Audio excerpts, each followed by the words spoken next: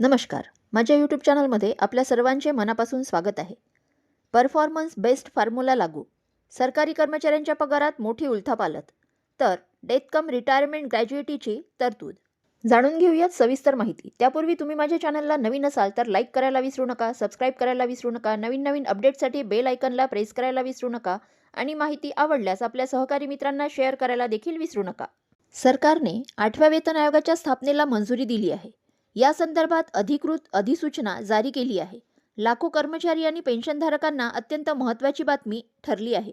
हा आयोग सध्याच्या वेतन रचनेचा, भत्त्यांचा आणि इतर आर्थिक सुविधांचा सखोल आढावा घेऊन नवीन शिफारशी करणार आहे. या वेतन आयोगाचा मुख्य भर परफॉर्मन्स बेस्ड वेतन या संकल्पनेवर असणार आहे. जो कर्मचारी चांगले काम करेल त्याला इतरांपेक्षा अधिक वेतन मिळू शकते.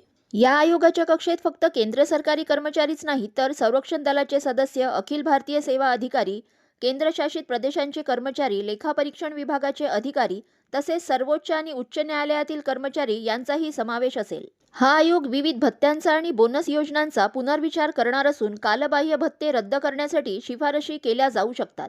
पेन्शन आणि ग्रॅज्युएटीविषयी आयोग सविस्तर शिफारशी करणार आहे.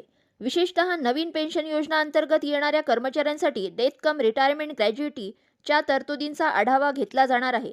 तसेच जुनी पेन्शन योजना अंतर्गत येणाऱ्या कर्मचाऱ्यांच्या पेन्शन योजनांमध्ये आवश्यक सुधारणा सुचविण्यात येणार आहेत.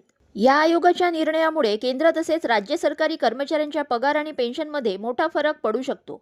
लाखो कर्मचाऱ्यांना आता या आयोगाकडून मोठ्या वेतनवाढीची अपेक्षा आहे.